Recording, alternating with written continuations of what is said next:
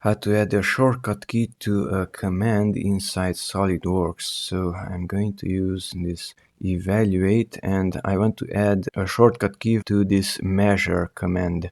So right click on the command that you want, come here to customize, then go to keyboard and search for, click inside there and type in the name of the command. So I will type in measure. That's the command, the icon is the same, and for that we have to insert a shortcut. Click inside there and I will use M from measure. There's the shortcut key. Now close it with the OK button.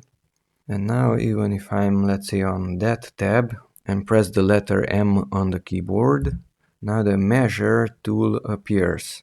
And here on the first one, I have to select this minimum distance.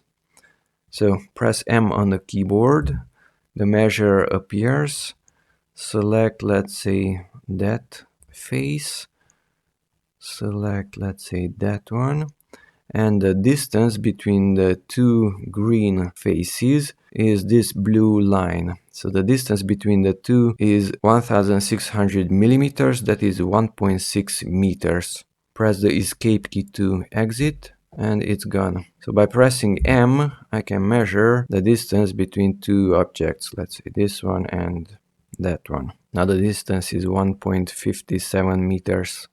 Escape.